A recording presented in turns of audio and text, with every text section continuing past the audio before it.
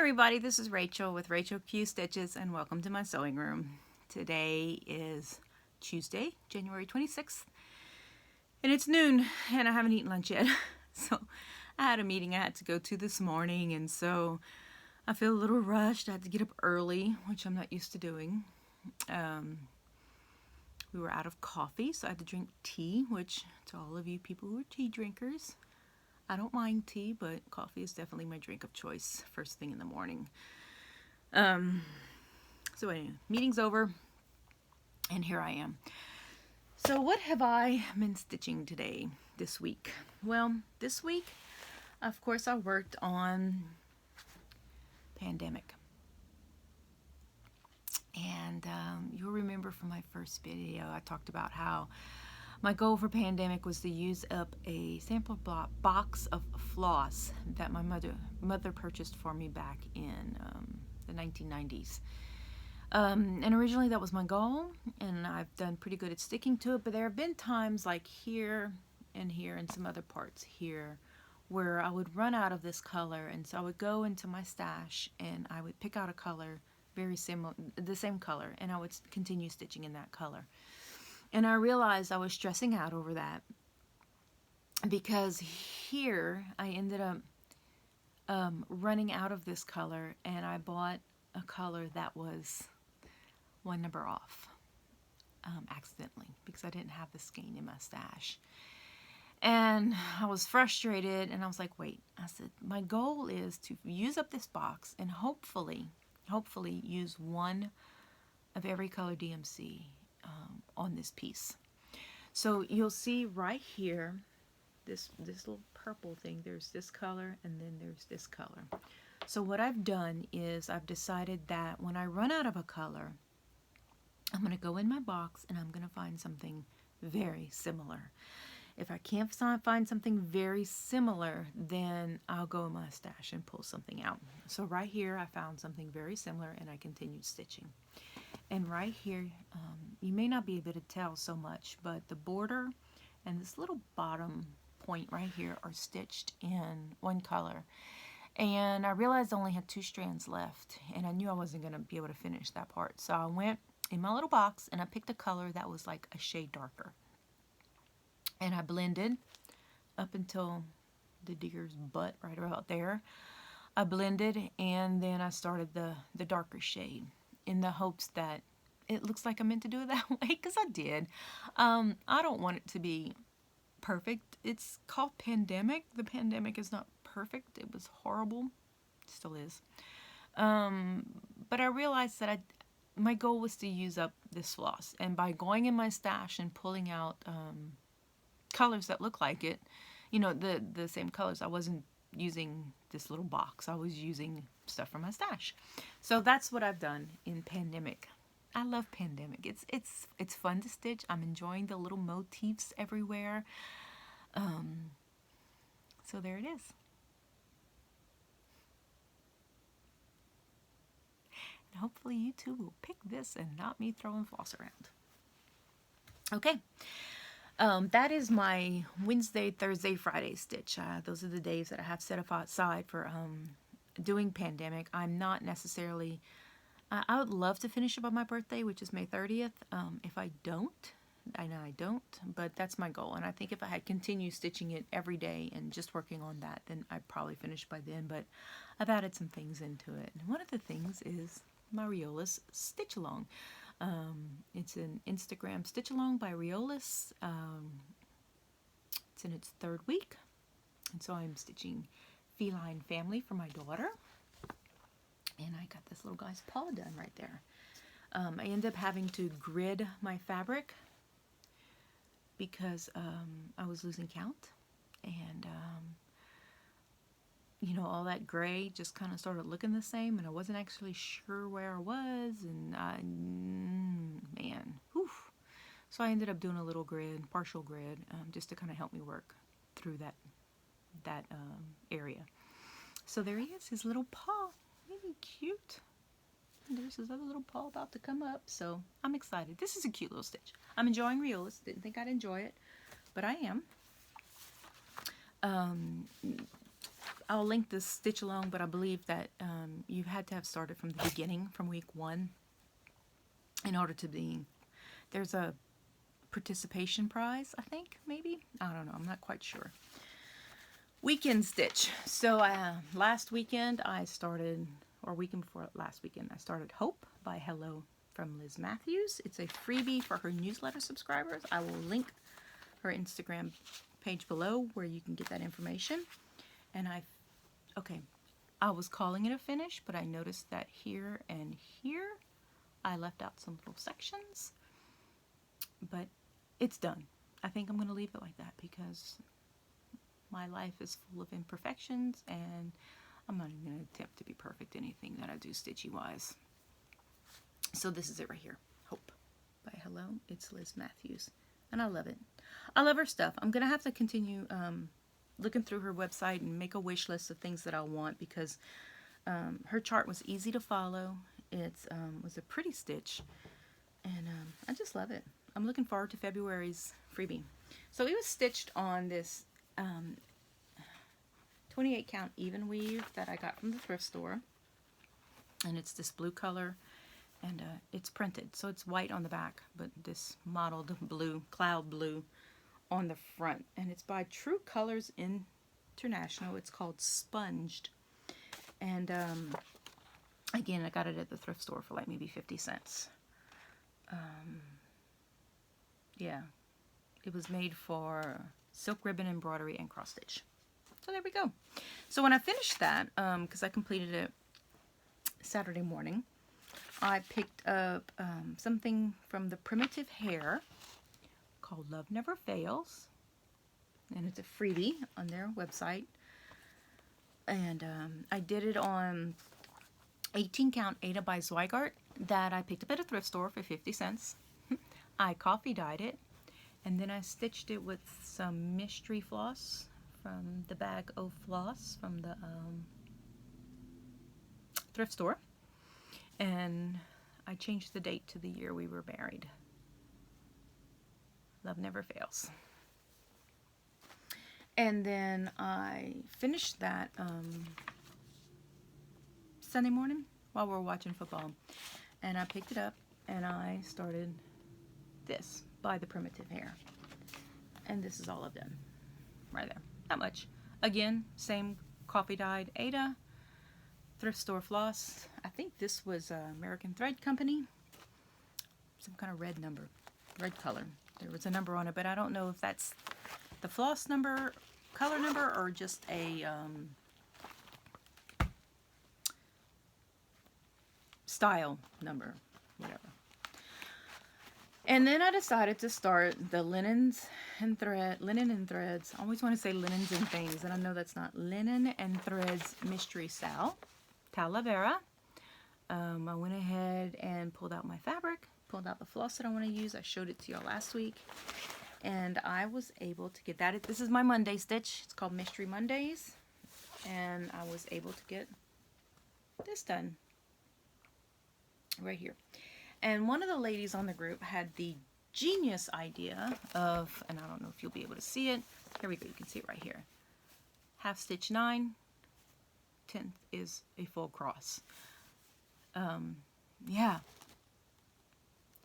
Genius idea.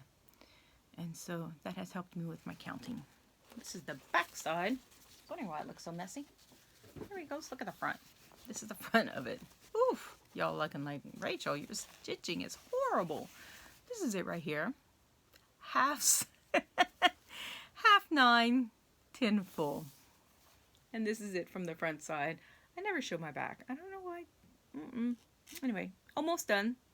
Almost done. So that was Monday. And I do have a confession. I did start it a little bit Friday night because I wanted to get most of it done so that when the new Clue is released on the 1st of February, which usually, if I remember correctly, it's Australia, so it is released a little earlier for us here in the U.S. So that's fine. We get it a little earlier. I'm not quite sure what I'm going to do next week from a weekend stitch. I have a couple of Valentine's things that I have set aside.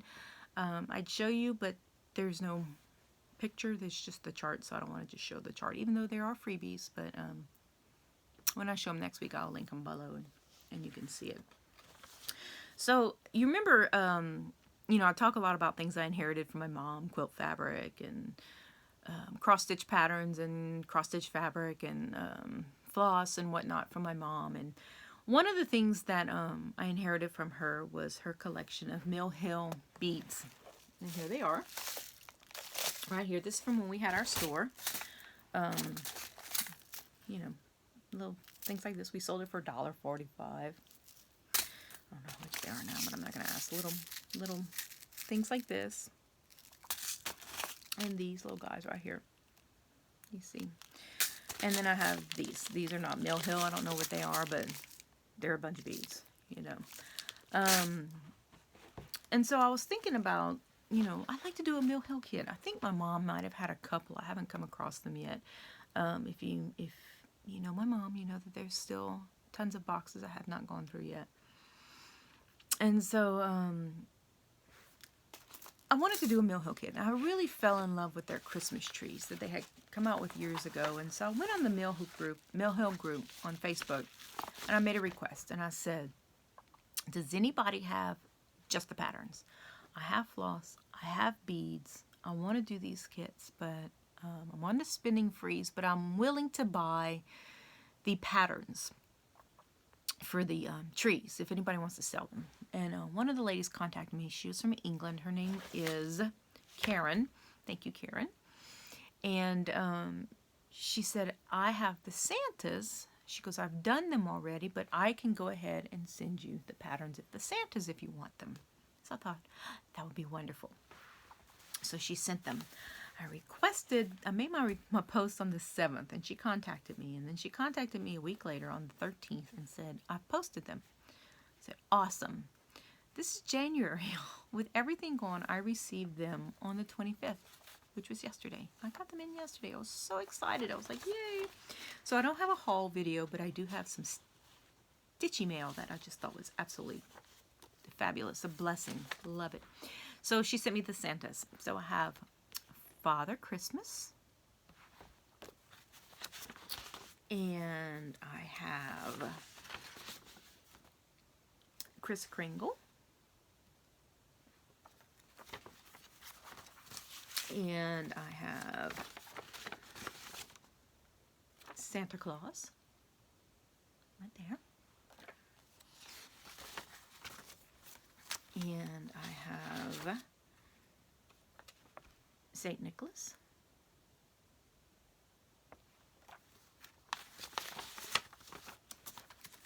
And I have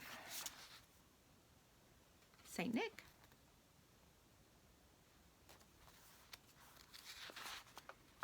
And I have, right here, San Nicolo. There. So these are done on perforated paper, which I do have some that I inherited. You see a theme here, huh? I do have some that I inherited, and I thought my original plan was just to do them on Aida, but these are in 2 parts. The little hats are like a separate part that you're supposed to stick together. I haven't really read through the instructions yet to see exactly how to do it. So if anybody's done these on Aida, I've seen some Mill Hill kits on Aida, but not necessarily, and I shouldn't say Aida, fabric. If you've done it on fabric versus paper, let me know. I'm kind of curious as to how I'd go about doing it versus doing it on paper. Like I said, I haven't really read the instructions. I might read the instructions, watch a couple of YouTube videos, and see if I can figure it out, and maybe see if somebody's done it on fabric versus paper. So hopefully I have the right beads. With my luck, I'll go through them and realize I have none of the beads, and then I'll have to make adjustments, and I'm okay with that. I just need to use up some of the stuff that my mom had. So this kind of brings me to a topic that I wanted to talk about, and that is the thought that this hobby costs a lot of money. And I know that in one of the groups that I was in, a lady posted about how, you know, it's too expensive. You know, young people aren't going to get into it if it's so expensive. And I guess it's just like any hobby. It all depends on what you want to stitch. what your goal is. I love scrappy quilts. So for me, I never went out and purchased yardage of fabric. I would always buy little bits here and there that I would find that I would like. I would buy stuff from the thrift store. And like I said, I inherited a bunch of stuff from my mom.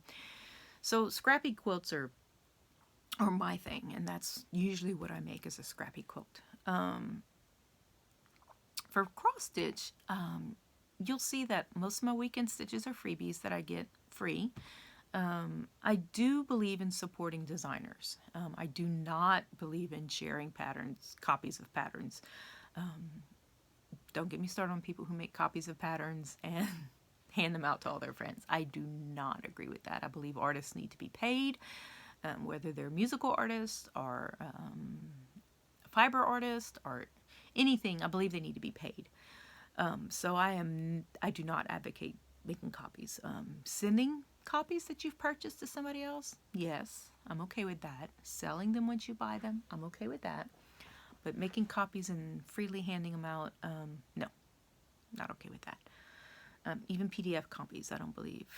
That's a little tricky, but anyway, point being is it doesn't have to cost a lot of money.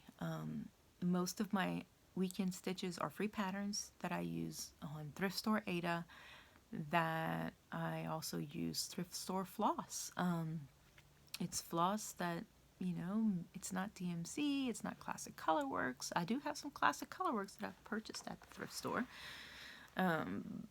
But it's mostly just I enjoy stitching, so I'm not overly picky about what I use.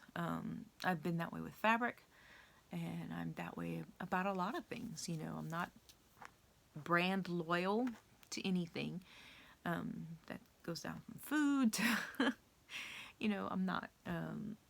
I just don't. I'm more of a color person. So if I see a color I like, whether it's DMC, Anchor, J&P Coats, Classic Colorworks, you know, some kind of silk, I don't look at the brand. I look at the color. Do I like the color?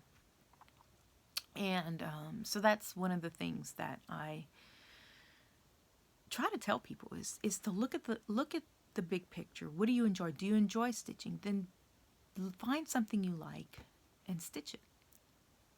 And don't feel like you have to buy the Classic Colorworks or the silk or that's called for. You know, usually when I see a design, it's because I either like the design or I like the color. And so, you know, hit up your thrift stores. You know, I remember buying a kit once, and my daughter was with me. She goes, "Mom, that's ugly." I'm like, "Yeah, but look at all the pretty floss with it. I mean, look at the colors. Look at the colors, and it's got the fabric." We were at a thrift store, and I think it was like $3 or $4 for a generous piece of Ada and a ton of floss. And she was like, "Oh, I see what you're doing." I'm like, "I'm buying components. I'm not buying the pattern. I'm buying components." And so, you know, I want to encourage people, if they like to stitch, go on somebody's website whose designs you like, print out a freebie. You know, don't be afraid to say, you know, I have $5. Go buy you a piece of Ada, wash it first because the cheap Ada can be stiff. Just make sure it's cotton. I am kind of picky in fiber content. Buy you one skein of DMC and stitch it in one color. When it's on sale, ask for stitching stuff for your birthday, for Christmas. You know, that's a way that you can get into this hobby without feeling like you're spending a ton of money. And you know, I think that it should be enjoyed. We shouldn't stress over it. As soon as I start stressing over a pattern, I put it aside. That I have unfinished quilt tops because I stressed over, you know, something that I thought was going to be beautiful, but I realized I don't like curves. Me and my mother-in-law, a fan quilt, never again. I hate curves. But if it's not bringing you enjoyment, if the hobby is not bringing you enjoyment, if the craft is not bringing you enjoyment, then you need to reconsider either why you're doing it or how you're doing it or what's causing the stress. And if it's the funds, if it's the money, you know, I put out a call to my group, and this lady sends me this package. She paid £4. I don't know how much is £4 £4, 20 pence. I don't know how that works. For shipping, to ship them to me. You know, I didn't pay for them, so when I'm done with them, I'm passing them on to somebody else, and they'll get loved again, and they'll get used again. But don't be afraid to say, hey, to your friends and family, hey, you know, if y'all get together and give me some gift certificates to 123 Stitch or somewhere, this is what I like. I have a wish list. You know, look out for sales. Hit your garage sales. Hit your thrift stores, your estate sales. That's where I've gotten most of my stuff, is from there. You know, I have my Bago Ada that I use. You know, that's how I've been able to stitch a lot of my stuff, is I make it myself. I don't make it myself. I buy it. I don't make Ada, but I'll dye it. I'll dye it if I want a different color. And so, you know, be creative. That's what this hobby is about being creative. You know, look at a pattern and saying, I don't like the color you chose. These are the colors I have. This is what I'm using. Think outside the box. Enjoy the hobby. That's what it's all about, is enjoying the hobby and not being stressed over not being able to afford it. There are people out there that are willing to help. They're willing to support newcomers into the hobby, especially the young people. You know, if I had somebody who was 17, 18 years old come up to me and say, I want to learn how to cross stitch, I will find something for them to do. You know, I thoroughly believe in making it easy and accessible for the next generation. So that's my talk for today. That is my encouragement to you, to look around, to reach out to people and say, hey, I really want to stitch that, but I don't have the money for the pattern. I am in no way going to advocate giving away patterns again. Copies, giving away copies. If you want to give away a pattern, give away a pattern. Just don't make a copy of it. So enjoy the hobby. Enjoy your time. Let it be relaxing. Don't let it be stressed out. Just enjoy yourself. Y'all have a good day. I'll see you again next week. Bye.